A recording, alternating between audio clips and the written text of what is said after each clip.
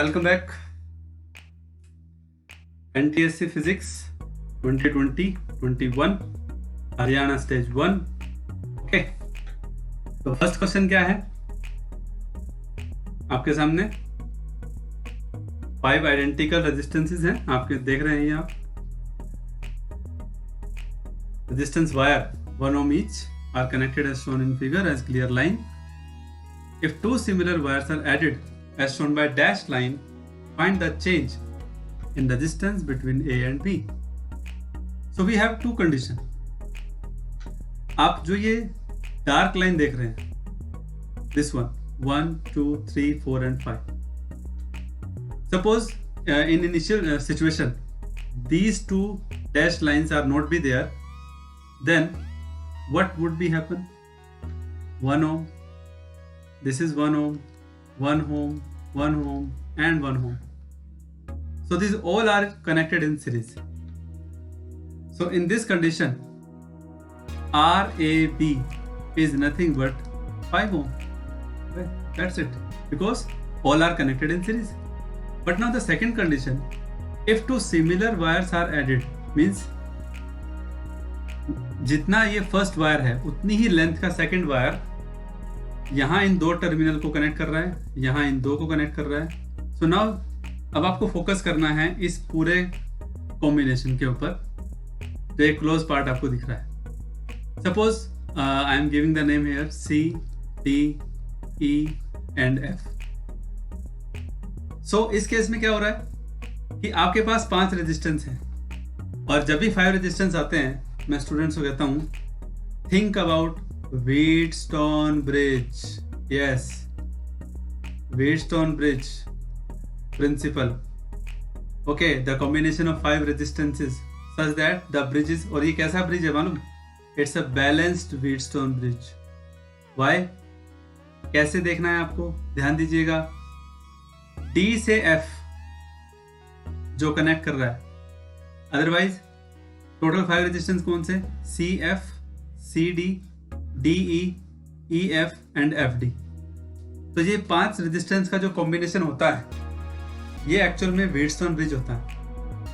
अब सभी 1 ohm के हैं. This is also 1 ohm because if ये क्वेश्चन में कह रहा है सिमिलर वायर्स, तो इट मीन्स इनका रेजिस्टेंस भी 1 ohm होगा. तो जब ब्रिज बैलेंस होता है तो इस 5 के अंदर जो रेजिस्टेंस, जो वायर इसके दो टर्मिनल को कनेक्ट कर रही है D से F, उसके अक्रॉस करंट पास नहीं होता.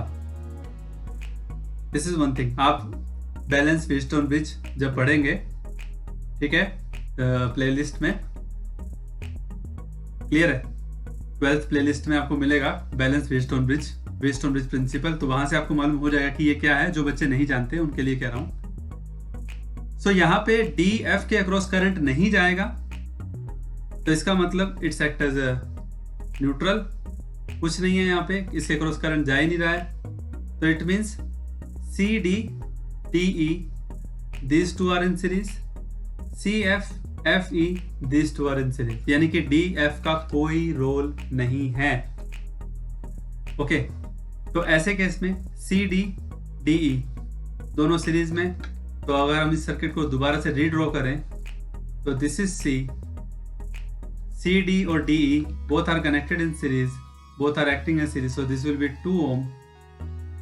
CF और FE, this point is E, बीच में यहाँ D आ गया, यहाँ F आ गया, तो this is also 2 ohm. और लास्ट में E किससे कनेक्ट है? B के साथ. this is 1 ohm. AC is of 1 ohm. तो जो CE है, C से E के बीच में आपको दिख गया होगा कि CDE and CFE both are in parallel, so that's why 2 ohm is 1 ohm. So finally A से लेकर के B तक जब ये पूरा 1 ohm हो जाएगा, when this complete one becomes 1 ohm, so this is 1, this is 1, this is 1, so total resistance will be 3 ohm. So now the new resistance is R-AB is 3 ohm. Now what is the question? What is the question? Question is what is the change? Find the change in resistance. तो पहले 5 था, अब 3 हो गया, तो change कितना आया? 2 ohm. कैसे? R A B minus R dash A B 5 minus 3 is 2 ohm. That's it. I hope you understand. Okay? Very simple it was. बस थोड़ा सा ये था कि कॉम्प्लिकेटेड जब सर्किट्स आता है रेजिस्टेंस में तो वहां पे व्हीटस्टोन ब्रिज की बात आती है. सेकंड क्वेश्चन है, when sound is refracted from air to water, which of the following will remain unchanged? Unchanged. Yes, remember one thing. This is the interface. यहाँ एयर है, नीचे वाटर है. ध्यान से देखिएगा. I am going to draw a wave like structure. Suppose कीजिए कि incident light also like a wave nature, but when it is reflected, when it is refracted inside water, so what happens? Count the number of waves. 1 2 3. Here the wavelength remains same. Suppose 1 2 3, but the frequency remains same. Frequency means number of wave you can say. तो क्या change हुआ? Wavelength यहाँ ज्यादा थी. Total देखिए आप, 3 waves कितने distance में कवर कर रहे हो. यहाँ पे वही 3 waves 1 2 and 3. So that's why wavelength change हो गया. पहले वेवलेंथ सिर्फ इतना था और अब सिर्फ इतना है. So wavelength is changed. Wave velocity has changed. Okay. Now frequency, number of waves, it will remain unchanged. Because number of waves है. अब कोई पूछेंगे सर वेव नंबर का मतलब भी तो वेव नंबर ही होगा, number of waves. No no no no. Wave number is another parameter which is the reciprocal of wavelength. तो जब वेवलेंथ चेंज हुआ तो वेव नंबर भी चेंज हुआ. Next question. Two metal pieces when immersed in liquid experience equal upthrust. Remember one thing, upthrust is nothing but buoyant force. और आपको ध्यान में होना चाहिए कि ऐसा कब होता है, जब भी कोई ऑब्जेक्ट किसी फ्लूइड के अंदर, यानी कि चाहे वो एयर है या लिक्विड है, जब वो उसमें मर्ज होता है तो एयर और liquid exert the upthrust on the object, and that upthrust is equal to V, volume occupied by the object in the medium, rho, density of the medium, not density of the object. यहाँ पे confusion कईयों को होता है. तो देखिए ना, दो मेटल पीसेस हैं, immersed in liquid, experience equal upthrust. तो what should be the possibility? Both pieces must have equal weight. Okay, equal weight. Weight का फॉर्मूला क्या होता है? M into G. Okay, M into G. अब two metal pieces हैं, both are of different, you can say both are different. तो metal pieces में अगर आप मास की वैल्यू रखें तो डेंसिटी D, वॉल्यूम V और G. तो दोनों की डेंसिटी डिफरेंट होगी क्योंकि मेटल पीसेस हैं दोनों. Both pieces must have equal density. नहीं, मैंने पहले कहा टू मेटल पीसेस हैं, अलग अलग मेटल के बने हुए हैं, तो डेंसिटी दोनों की अलग अलग हो सकती है. लेकिन ये इक्वल अपथ्रस्ट की बात कर रहे हैं. आपको कैसे पता चलेगा? इक्वल अपथ्रस्ट में आप देखिए, अपथ्रस्ट में कौन कौन क्या होता है. V वॉल्यूम है which is occupied by the metal inside the liquid. Rho density of the liquid, तो ये डेंसिटी जो है वो दोनों मेटल के लिए सेम है. G दोनों के लिए सेम है, तो इसका मतलब दोनों का क्या पैरामीटर सेम हो सकता है उस लिक्विड में? That is volume. तो both pieces must have equal volume. ये मैं आपको एक्स्ट्रा इन्फॉर्मेशन के लिए दे रहा था, आपको बता रहा था कि दोनों का वेट इक्वल क्यों नहीं होगा, क्योंकि upthrust does not depend on the weight of the body, it depends on the volume occupied by the body inside the liquid. Okay, and rho is the density of the liquid which is same for both metal pieces. Next question. Yes, this is the question.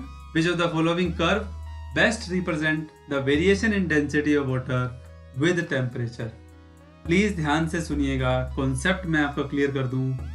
Water की density maximum होती है eight 4 degree Celsius. तो अब आप इनमें से direct मैं point पे आऊंगा.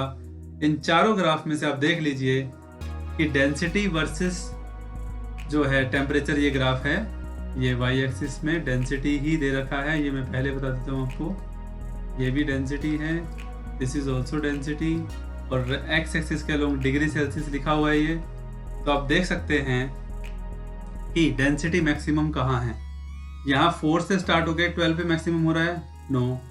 सेकंड ऑप्शन में 0 से 4 पे जा रहा है मैक्सिमम, फिर डाउन जा रहा है, तो यहाँ पे 4 मैक्सिमम है, यस। थर्ड में 0 पे मैक्सिमम, 0 पे ज़्यादा है, फिर 4 पे फिर कम हुआ, फिर 8 पे फिर बढ़ रहा है, नो।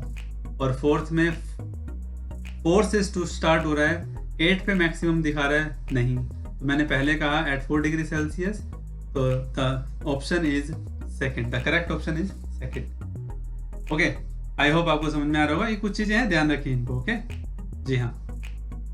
नेक्स्ट क्वेश्चन क्या है, a force F is applied on one end of a rope. ये रोप है जो इस सरफेस पर रखा हुआ है, और इस रोप के 2 पॉइंट पर मार्क किए गए हैं। एक पॉइंट का नाम P है, एक का नाम Q है, और 2 points of length B from nearest and. So the nearest and you can से कि इसका नियरेस्ट एंड ये, तो इसका लेंथ कितना हुआ, that is B। Okay, similarly Q जो है इस एंड से, तो इसका लेंथ कितना हुआ, B, and the total length is A। Okay, so यहां से लेकर यहां तक टोटल लेंथ कितना है, that is A, yes. So that ratio of, अच्छा फोर्स कहाँ लगा रहे हैं, ऑन वन एंड, तो फोर्स जो लग रहा है वो Q साइड की तरफ लग रहा है। The ratio of the tensions in string at P and Q, हमें टेंशन निकालना होगा। ओके, अब आपको नहीं पता है तो बता दूं, स्ट्रिंग हो गया, रोप हो गया, ऐसे जो ऑब्जेक्ट्स होते हैं, जब आप इनके ऊपर फोर्स एक्सर्ट करते हैं तो इनके अंदर जो आप कह सकते हैं कि अपोजिट फोर्स के फॉर्म में टेंशन क्रिएट होता है। तो मैं आपको इस क्वेश्चन को करने का एक सिंपल सा मेथड ये बताऊंगा, क्योंकि हमें क्या कहना है, हमें क्या इस क्वेश्चन में बताना है, ध्यान से देखिएगा। P पॉइंट पे जो टेंशन आएगा वो, और जो Q पॉइंट पे आएगा वो, दोनों टेंशन के रेशो को फाइंड आउट करना है, ठीक है।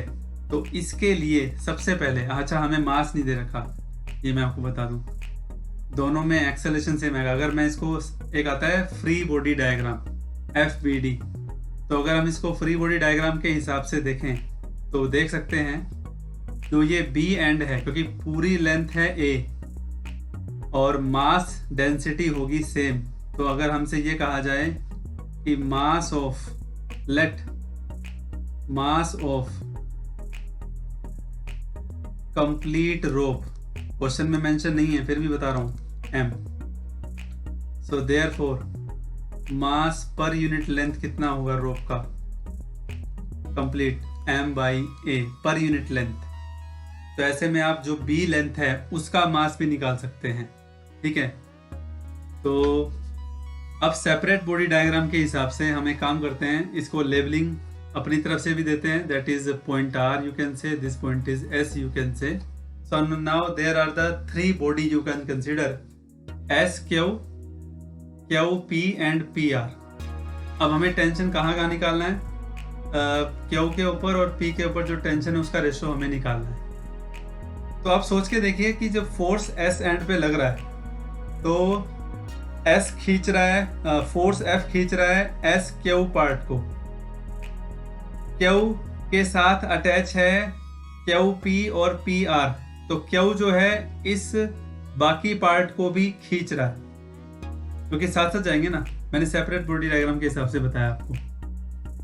तो ऐसे में जो फ्री बॉडी डायग्राम के हिसाब से अगर आप चलें बाय FBD, तो क्या होता है, ध्यान दीजिएगा। जो QS पार्ट है, मैं पहले आपको उसके बारे में बता रहा हूं। This force is F, this is the tension created at point Q। जी हाँ, तो यहां क्या आएगा, और बॉडी राइट साइड में ही जा रही है, नो डाउट। तो फ्री बॉडी डायग्राम के हिसाब से इक्वेशन बनेगी F minus TQ is equal to mass, इसका मास QS, जो हमारे पास SQ पार्ट है उसका मास, मल्टीप्लाई में एक्सेलरेशन। जी हाँ, ध्यान दीजिएगा, ये यहाँ पे आएगा SQ। उसके बाद अगर आप सेकंड डायग्राम देखें, किसके लिए, क्यू पी के लिए देखें तो Q P, this is Q, this is P, तो एडजेसेंट एंड पे इक्वल एंड अपोजिट फोर्स होता है। अगर टेंशन लेफ्ट में है तो क्यू के राइट वाले पार्ट को भी, क्योंकि क्यू से पी भी राइट में ही जा रहा है, तो टेंशन पी क्यू है जो वो उसको आगे लेके जा रहा है, लेकिन पी पॉइंट भी बंधा हुआ है पी आर से, तो दैट्स वाई पी पॉइंट पे जो टेंशन होगा उसकी डायरेक्शन होगी लेफ्ट में। तो जब आप इसकी इक्वेशन बनाओगे तो बनेगा T Q minus T P equal to mass of Q P, mass of Q P into में एक्सेलरेशन ए। एक काम करते हैं, एक्सेलरेशन को कैपिटल ले लेते हैं ताकि आप इस लेंथ में और एक्सेलरेशन में कंफ्यूज ना हो।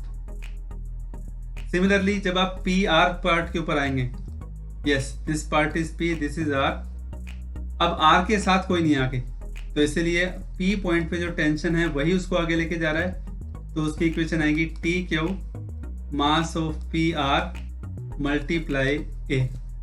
ठीक है, अब आपको क्या करना है, अब आपको रेशो निकालना है tension at point Q and tension at point P दोनों का।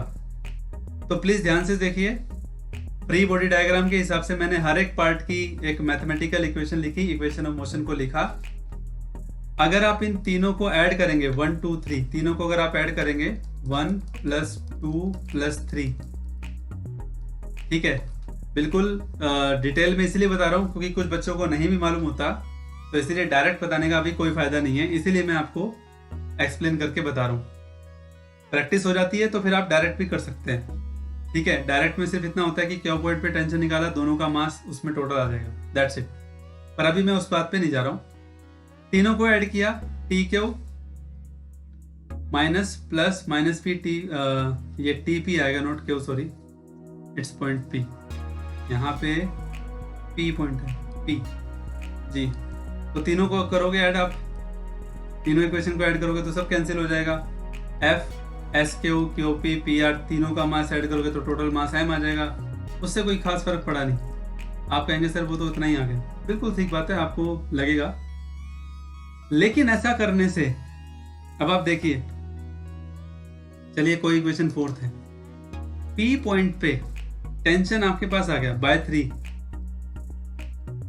3 T tension at P, mass of P R multiply acceleration. अब फोर्थ से एक्सेलरेशन की वैल्यू आ रही है F/m। अब पी आर का मास कितना होगा, मैंने ये मास पर यूनिट लेंथ ऐसे ही नहीं लिखा था, पूरे लेंथ A मास m, तो पी आर का लेंथ B, तो उसका मास कितना आएगा m/a मल्टीप्लाई b, और multiply a is acceleration which is equal to F/m, यानी कि जो आपको m गिवन ही नहीं था वो अब कैंसिल हो गया और आपके पास tension at point P equal आ गया B/a इंटू F। जी हाँ, अब आप इसकी वैल्यू को पुट करके सेकंड इक्वेशन में भी यूज कर सकते हैं। तो सेकंड इक्वेशन में जब आप इसको यूज करेंगे तो कितना आएगा, आइए देखते हैं सेकंड पार्ट में। तो by second T Q minus T P, तो टी क्यू इधर माइनस टी पी राइट में जाएगा, प्लस और क्यू पी का मास कितना आएगा, डायरेक्ट कर सकते हैं आप जैसे आपने पी आर का मास कंसिडर किया ऐसे ही आप क्यू से पी का मास भी निकाल सकते हैं, और आप चाहें तो दोनों को ऐड भी कर सकते हैं पुट करने की बजाय। इन दोनों इक्वेशन को सेकंड और थर्ड को आप ऐड कर दीजिए, तो ये आ जाएगा T Q minus T P plus T P cancel, Q P और पी आर दोनों का मास आ जाएगा, तो मास ऑफ क्यू आर हो जाएगा यहाँ पे इनटू में ए। अब क्यू से आर कितना लेंथ रह गया, ये भी बी है, टोटल ए था, तो क्यू आर कितना लेंथ आ गया, मास टोटल लेंथ ए, और क्यू आर का लेंथ आएगा ए माइनस बी। जी हाँ, R S is A, S Q is B, तो क्यू से आर कितना रह गया, क्यू आर कितना रह गया, that is A minus B, so that's why it's A minus B. अब आपके सामने ही है कि एक्सेलरेशन होता है F/m, m से m कैंसिल, तो finally T Q is what, a minus B by A. जी हाँ, और टी पी कितना, टी पी कितना, B by A into F. अब आपको करना क्या है, बस दोनों को डिवाइड करना है। पी और क्यू में इसने यही तो पूछा है कि भैया रेशो निकालिए, क्या आएगा, बस P डिवाइड बाई क्यू। तो दोनों को डिवाइड करोगे तो B अपॉन में A माइनस B। तो answer is what, first. Okay, जब आप TP बाय TQ करोगे फाइनली तो आंसर क्या आएगा, B upon A minus B। तो ये क्वेश्चन अच्छा था, और एक दो क्वेश्चन ऐसे आते हैं। 12 जो क्वेश्चन आपको मिलेंगे 12 to 13, उसमें से मैं आपको एक बात, जरूरी बात है, ध्यान से सुनना। मैं आप लोगों को ये कहना चाहता हूं कि आप जो क्वेश्चन टाइम कंज्यूमिंग हो, वो 10 सेकंड में 15 सेकंड में क्वेश्चन की स्टेटमेंट पढ़ने से ही पता लग जाता है। ठीक है, अगर आपकी कमांड हो जाती है तो आपको पता लग जाता है। Is that clear? तो आप उस क्वेश्चन को उस मिनट के लिए, उस टाइम के लिए छोड़ दें, ताकि आप पूरे पेपर को अटेम्प्ट कर पाए। ये सिर्फ फिजिक्स के सेक्शन के लिए नहीं, ये केमिस्ट्री और बायो के तीनों के सेक्शन के लिए। क्योंकि कई बार हम क्या होता है कि क्वेश्चन के पीछे पड़ जाते हैं, टाइम वहां लग जाता है, फिर बाकी जो क्वेश्चन 1-1 मिनट से भी कम टाइम में होने वाले हैं वहां टाइम लग जाता है, वो रह जाते हैं। ठीक है, तो ध्यान रखिए, ट्रिक्स का भी हमें, टाइम का भी ध्यान रखना है, टाइम सेविंग का। Okay, this question is what, 2 masses, दोनों का मास m, each are suspended side by side at a distance a। जी हाँ, मास m सस्पेंडेड बाय b, जो ये थ्रेड है, इन दोनों की लेंथ b है, दोनों के बीच का गैप a है।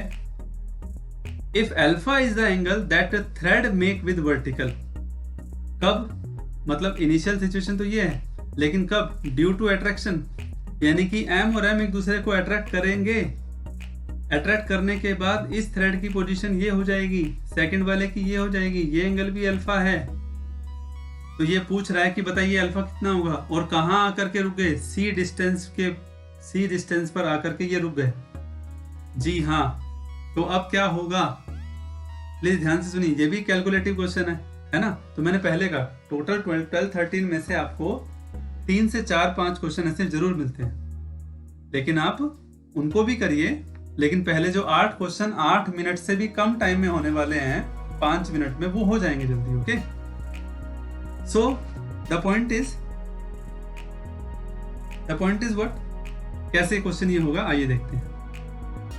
मैं आपको बता दूं, इसने इसको अट्रैक्ट किया तो इन दोनों के बीच का अट्रैक्टिव फोर्स हो गया ये।